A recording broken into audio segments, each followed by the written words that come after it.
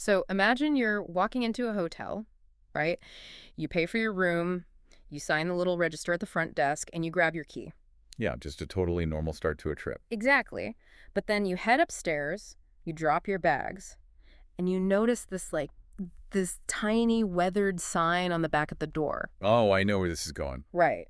And it casually states that the hotel reserves the right to um, legally set your luggage on fire. Just completely destroy it. Yeah, just torch it with absolutely zero consequence to them whatsoever. And you have to wonder, could they actually do that? It sounds absurd, but it gets to the absolute core of contract law. It really does. Yeah. Because usually when we think of a legal contract, we picture, I don't know, a padlock just snapping shut. Right, the deal is done. You sign the document, you shake hands, boom, locked. But the question is, can a business just, rewrite the rules of the game after that padlock is closed? That is the ultimate question of contractual boundaries, really. We tend to view agreements as this binary thing. You're either bound by the terms or you aren't. But the reality of contract law is, well, it's far more porous than that. What's fascinating here is how the law actually balances holding people to their promises while, actively preventing blatant unfairness. Which is exactly what we are getting into today. Welcome to this deep dive. Glad to be here. So whether you are cramming for the SQE1 exam right now, or you're just, someone trying to navigate a world completely obsessed with fine print, we are unpacking the targeted revision notes for Part 2 of UK contract law today. Yeah, and this is such a crucial part of the law. Definitely. In our previous exploration, Part 1, we looked at how that padlock is actually forged, right? The offer, the acceptance, those baseline rules. The creation of the contract. Exactly. But today, our mission is entirely about exploring the escape hatches. We are looking at what happens when something is fundamentally, basically wrong with the agreement. Right, like can a business actually avoid liability if they destroy your property? Or what if you were totally pressured into signing something? And this isn't just dry exam theory, by the way. This is the dry cleaner ticket you get. Oh, absolutely. Or those signs in hotel car parks. Yeah. You navigate these rules every single day. You really do. Okay, let's unpack this. Let's look at the most common weapon businesses use to, shield themselves. The exclusion clause. Yeah, the classic exclusion clause. The sources define this as a specific term where one party tries to limit or just entirely exclude their legal liability if something goes wrong. Like the dry cleaner saying they have zero responsibility for your damaged silk shirt. Exactly. Or like the software update you just blindly click accept on that caps their liability at 100 quid. They are completely ubiquitous. We see them everywhere. We really do. But the essential takeaway from the legal framework is that just, writing an exclusion clause on a piece of paper, or a concrete wall for that matter, doesn't automatically give it legal force. Right. The courts actually treat these clauses with deep, deep suspicion. They really don't like them. And to structure that suspicion, the SQE notes give us this brilliant framework. I call it the 3 I's. The 3 I's. Incorporated, interpreted, and is it legally allowed? It's a sequential hurdle a business has to clear. Yeah, and that first hurdle incorporation is fundamental. Yeah. I mean, before a court even bothers to read what the clause says, they ask one question. Which is? Did this term actually make it inside the legal boundaries of the contract? Like, did it cross the threshold? Exactly. If it never crossed the threshold, it is entirely irrelevant. So how does it cross? Well, the most traditional way is obviously a signature. Right. The rule is if you sign a document, you are bound by its terms. And the courts are ruthless about this, right? You're bound even if you never actually read the document. Which is most of the time. Okay, wait. I have to push back on that for a second because from a consumer perspective, that feels aggressively unfair. I mean, nobody reads the 50-page terms of service on their phone. No, of course not. So if the law knows full well that no one reads the fine print, how can they justify holding us to it? It just feels like rubber stamping exploitation. I get that. It is a harsh reality. But consider the systemic alternative. What do you mean? Well, if the courts allowed people to escape their obligations just by saying, oh, hey, I chose not to read what I signed, the entire architecture of written agreements would crumble. I guess that's true. Everyone would just claim they didn't read it. Exactly. A signature is the ultimate objective manifestation of consent. If we degrade that, we lose the certainty that allows, banks to lend money or people to buy homes. The law has to prioritize systemic stability over your individual oversight. Okay, fine. I understand the necessity, even if it leaves a bitter taste. But obviously, we don't sign contracts for everything. Right. You don't sign a document to park your car. Exactly. So how does a business incorporate an exclusion clause without a signature? Through this concept of reasonable notice, a business can unilaterally impose a clause, but they have to make you reasonably aware of it. And the timing is the key thing here, Yeah. right? Oh, absolutely critical. Yeah. The memory tip for the listener here is before or during, not after. Not after. Right.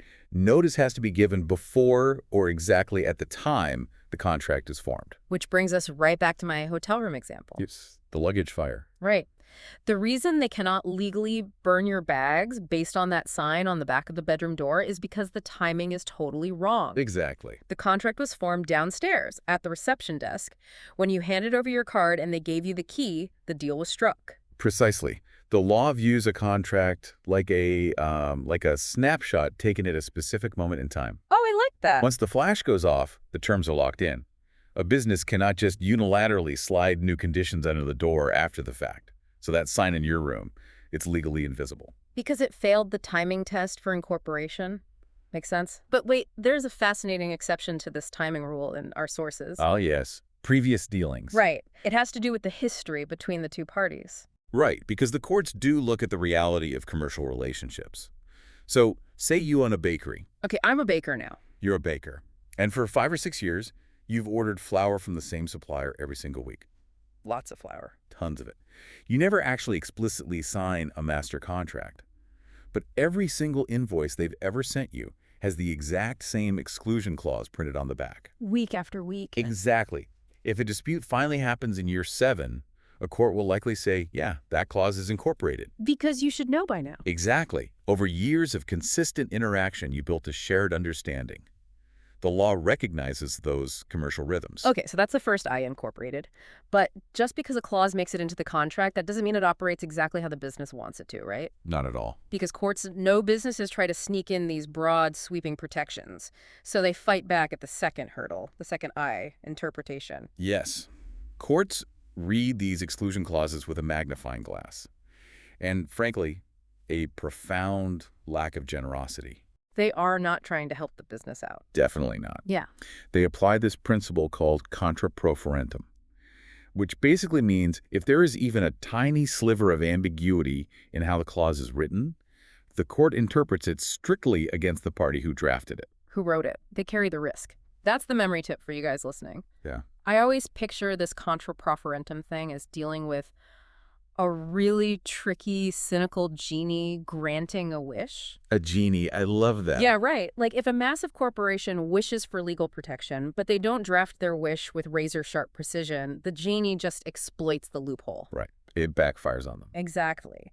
If a business writes, we accept no liability for any damage, a judge looks at that and says, well, did you mean accidental damage? Or did you mean damage caused by your own gross negligence? And because they weren't specific? Because they weren't specific, the judge says, I'm deciding you didn't mean negligence. You are fully liable. It is a great analogy.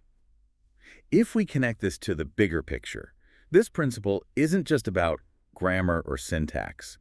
It's a deliberate mechanism by the courts to force corporate transparency. Force them to be honest, basically. Yeah.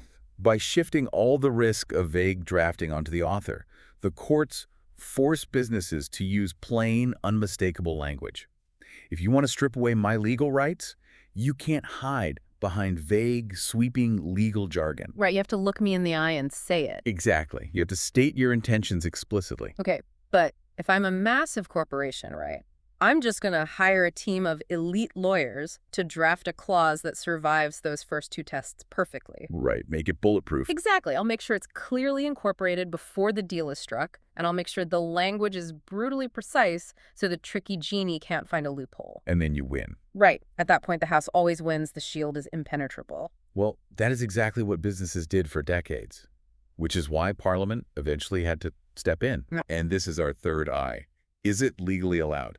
Even if a business drafts an airtight clause, statutory protections might just say no. Parliament simply says no. So let's talk about big statute for the SQE here. The Unfair Contract Terms Act, 1977, or UCTA. UCTA, yes. It is foundational. And the sources are very clear that UCTA mainly applies to business liability. So within UCTA, there's this one absolute no exceptions rule that test takers just have to know. A business can never, under any circumstances, exclude or restrict its liability for death or personal injury resulting from its own negligence. Zero exception. None. Doesn't matter if you signed a waiver in massive, bold, red ink. If they are negligent and you get hurt, they are liable. And it makes sense why Parliament drew that hard line, right? Oh, completely. It prevents a massive market failure. If companies could just contract out of human safety, we'd have a race to the bottom. They just cut safety budgets to save money. Exactly, knowing they were legally shielded. Yeah. So Parliament just removed human life from the negotiation table entirely. Okay, that makes total sense for death and injury. Here's where it gets really interesting, though, for the exam. What about property damage? Right. Non-injury losses. Yeah. Like, if a moving company drops my expensive TV down a flight of stairs because they were totally negligent, UCTA says they might be able to rely on their exclusion clause, right? They might, yes. Yeah. But it has to pass the reasonableness test. Hmm. The court will look at whether the clause was a fair and reasonable allocation of risk. But the nuance here, and this is a huge trap on the exam, is when that reasonableness is judged. Yes. It is assessed at the precise moment the contract was made, not in hindsight. Not after the TV is already smashed at the bottom of the stairs. Exactly. You can't use hindsight. But wait, why limit it to the moment of creation? Wouldn't seeing the actual damage make it, easier to judge if it was fair? Well, hindsight bias is incredibly unfair in contract law. When two businesses are negotiating, they're basically placing bets on future risks and pricing the deal accordingly. So if I agree to take on the risk of property damage because you gave me a cheaper upfront price, it's totally unfair for a court to step in later and rewrite our bet just because I lost. That actually makes a lot of sense. The court is just asking, given the bargaining power of both sides at the starting line, was this fair? Precisely. The power dynamic is the whole ballgame. Which is a perfect pivot, because the legal landscape shifts entirely when a business isn't dealing with another business, but with just a regular consumer. Yes. That's where the Consumer Rights Act, 2015, the CRA, takes over. So for the listener taking notes, UCTA is for business liability, CRA is for consumer protection. Right. Because UCTA governs business-to-business negligence, but the CRA is the shield for the general public. It acknowledges this fundamental reality.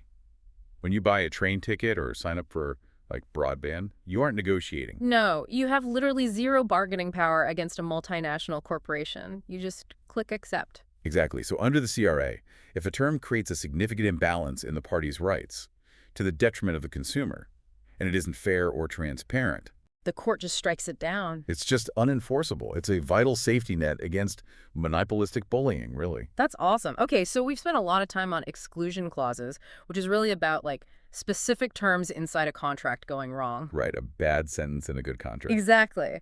But the second half of our revision notes tackles a much bigger threat. What happens if the entire agreement is fundamentally spoiled from the very beginning? Ah, yes. Now we are getting into vitiating factors. Vitiating factors. The name sounds so intimidating, like a Victorian disease or something. It does sound serious. But the memory tip here is simple. What spoiled the agreement? I like to think of a contract with a vitiating factor as this beautifully designed house, right? The blueprints are flawless, the signatures are there, the clauses are great, Yeah. but it's built directly over a massive sinkhole. The foundational ground, which is genuine informed consent, is unstable. So the law just treats the house as if it shouldn't exist at all. It's rotten from the roots. That is a highly accurate way to visualize it. It's all about a lack of genuine consent. And the sources break down 4 primary vitiating factors. Let's start with the first one, mistake. Okay, mistake. Now, the law is entirely unsympathetic to, everyday buyer's remorse. Right, you can't just change your mind. Exactly. If you thought a car was slightly more fuel efficient than it actually is, the court will not rescue you. For a mistake to actually vitiate a contract, it has to be shared by both parties, and it has to be fundamental. Like fundamentally destroying the core of the deal. Yes. The textbook scenario from the notes is so dramatic and perfect for this. Let's say you and I sign a contract. I'm going to buy a specific rare painting you own, currently stored in a gallery in Paris. Okay. We agree on the price, we shake hands, the deal is done. But neither of us knows that 2 hours before we met, the Paris gallery burned to the ground. Yeah. The Yeah. painting was literally turned to ash before we even signed. Right. So in that scenario, the very subject matter of the contract literally does not exist. It's gone. The entire agreement was predicated on a shared reality that was entirely false. So there was never a true meeting of the minds regarding a tangible asset. The law just steps in and declares the contract void. Wow. Okay, so that's mistake. The second factor is duress, which I define as unlawful pressure leaving you with no realistic choice. The destruction of consent through coercion. Right, like the Yeah. classic mafia trope, sign over the deed to your restaurant or I'll make sure you have a tragic accident. Right. Physical duress instantly voids a contract. Obviously. Yeah. But the notes talk about how this has evolved, right? Yeah. Especially with economic duress. Yes, the evolution there is fascinating. The courts now recognize that severe financial threats can be just as coercive as physical ones. But this is where I struggle a bit, and I know this is a huge topic on the SQE. How do courts actually draw the line between unlawful economic duress and just, aggressive, cutthroat capitalism? Let's go. Like if a supplier says, hey, my costs went up, pay me 20% more, or I walk, isn't that just business? It is a notoriously difficult line to draw, but the courts look for illegitimate pressure that leaves the victim with literally zero practical alternatives. Zero alternatives. Okay. Let's say you have a contract with a supplier to deliver specialized steel for a massive construction project. You are facing millions in penalties if the project is delayed. Okay. High stakes. Very high stakes. And 2 days before the deadline, the supplier, who is fully aware of your vulnerability, unlawfully refuses to deliver the steel unless you double the contract price. Oh, wow. And you can't just go find another specialized steel supplier in 48 hours. Exactly. You have no realistic choice but to agree to the extortion just to save your entire business. Right? That isn't a tough negotiation. It is the weaponization of an existing contract to force a new, unfair agreement. Mm-hmm. The consent wasn't given freely, it was extracted. Extracted consent. That is a great phrase for the listeners to remember. Pressure so serious that consent isn't genuine. Which naturally leads us to the third vitiating factor, undue influence. And my memory trick for the difference is, if duress is a sledgehammer, undue influence is like a scalpel. That's a good way to put it. Because duress says, I'll make you sign. But undue influence says, you trust me, so I'll persuade you unfairly. It's much more insidious. It really is. Duress relies on external threats, while undue influence is all about internal manipulation. It's the abuse of a position of trust and confidence. And the psychological dynamics are super complex. But the sources give us specific relationships where the law automatically assumes this influence could exist. Right, the presumed relationship. Like a parent and a child, a doctor and a patient, or a solicitor and a client, or spouses in certain financial transactions. Because the law recognizes that in those specific dynamics, one person fundamentally relies on the other for guidance or protection. They are inherently vulnerable to them. Exactly. If a solicitor convinces their, say, elderly, cognitively vulnerable client to sell them their estate for a fraction of its market value. The court doesn't need to see evidence of a threat. No, not at all. The profound imbalance of power, combined with a highly suspicious transaction, is enough. The client's trust was weaponized. They agreed because they were manipulated by someone they relied upon. The consent was spoiled. Spoiled from the root, exactly. Man. Okay, well, finally we have the fourth vitiating factor, which is honestly the most straightforward.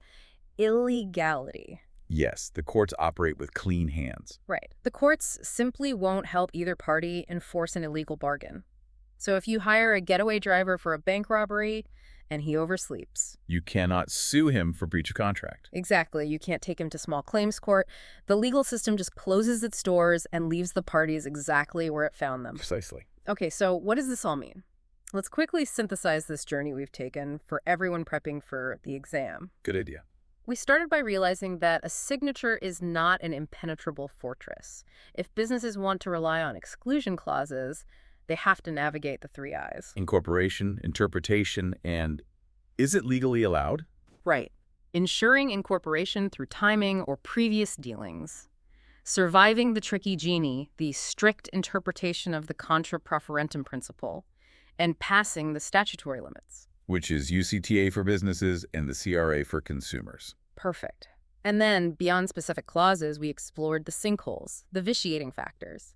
Mistake, duress, undue influence, and illegality.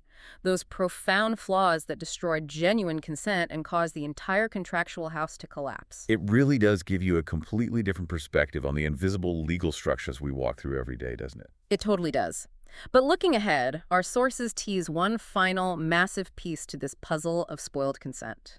Yes. We discussed agreements built on mistakes, threats, and manipulation. But what happens if you enter into a contract purely because you were fed a strategic lie? That ventures into the territory of misrepresentation. This is huge. It is easily one of the most intellectually demanding, highest yield, and heavily scrutinized areas of contract law on the SQE. It explores exactly how the courts untangle agreements that were induced by falsehoods. I am incredibly eager to get into that in our next segment. We will dedicate our entire next deep dive just to those mechanics. It's going to be a good one. But to close out today, we should probably return to the reality of how these laws intersect with our daily lives, like we promised at the start. Right. Well, this raises an important question, actually. We spent significant time today analyzing how economic duress demands illegitimate pressure, right? Yeah. And how undue influence requires a severe imbalance of power that weaponizes your reliance. Right. The sledgehammer and the scalpel. So consider the modern digital economy for a second. We are constantly presented with standard form contracts by massive global technology monopolies. All the time, every day. You want a smartphone to function in modern society, or you need specific software just to maintain your livelihood and do your job. You are handed 60 pages of non-negotiable legal text. And you cannot change a single comma. It is the ultimate manifestation of take it or leave it. It really is. So if you have absolutely no practical alternative, and you are dealing with an entity that holds complete systemic power over your ability to participate in society, at what point does standard modern business practice blur the line into economic duress? Wow. If refusal to sign means digital exile, is your consent ever truly genuinely free? That is heavy. It's a tension the courts are going to have to grapple with in the coming decades, for sure. Just something to mull over the next time you instinctively scroll to the bottom and click, I accept. Definitely something to think about. We'll see you in the next deep dive, everyone.